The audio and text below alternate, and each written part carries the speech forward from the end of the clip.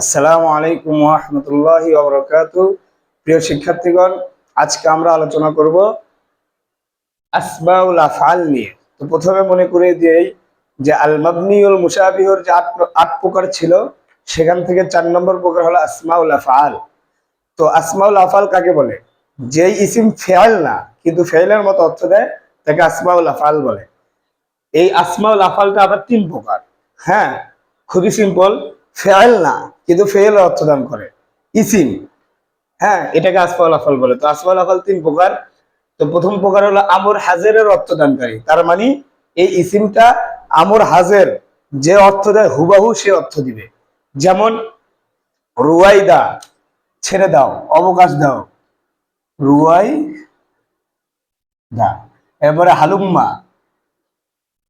এরপরে হলো হাইয়া, হাইয়া হাল। এদিকে এসো, এই যে রুয়াইদা মানে অবকাশ দাও, হালুম্মা মানে ছেড়ে দাও, এসো, হাইয়া হাল মানে এসো। তো প্রিয় শিক্ষার্থীগণ, এই যে রুয়াইদা সূরা তারিকের মধ্যে কিন্তু আমার কোরআন শরীফে আছে, ফামাহিলিল কাফিরিনা আমহিলহুম রুয়াইদা, মানে এটা আমর হাজার অর্থ দিচ্ছে যে অবকাশ দাও, অবকাশ দাও। আমর হাজার যেরকম সরাসরি উপস্থিত ব্যক্তিকে বোঝায় এমন। এরপরে এই যে হাইয়া আলাস সালাহ, আজানের মধ্যে বলে আসো, নামাজের দিকে আসো।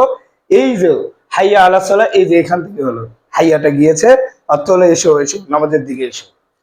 ঠিক আছে। 2 নম্বর প্রকার হলো আল ফিআলুল মাজি, এর অর্থ দানকারী। তার মানে আসমাউল আফআলের 2 নম্বর প্রকার হলো প্রথমে সেটা প্রথমে আমর হাজারের অর্থ দান করবে, 2 নম্বর হলো ফেইলে মাজির অর্থ দান করবে, 3 নম্বর হলো ফেইলে মুজার অর্থ দান করবে। তো ফেইলে মাজির অর্থ কিভাবে দান করছে, যেমন একটা উদাহরণ দেই, হাই হাতা মানে হলো দূর হয়ে গেছে। হায়াতা শব্দ তো দূর হয়ে গেছে।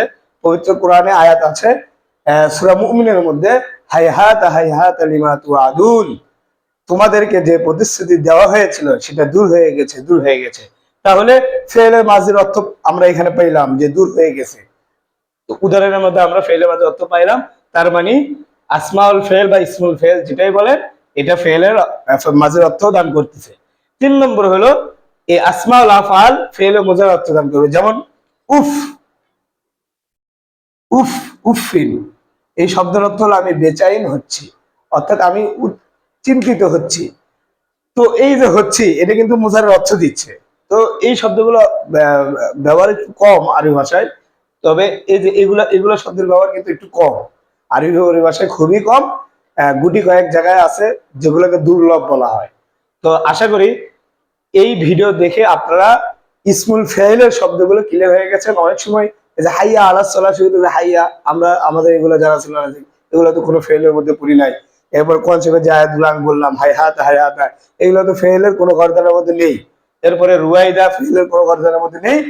কেন নেই? আসলে এটা ফেইলই না, এটা হলো ইসমুল ফেইল বা আসমাউল আফআল, যেটা ফেইলের মতো অর্থ প্রদান করে কিন্তু আসলে ফেইল না, ইসম।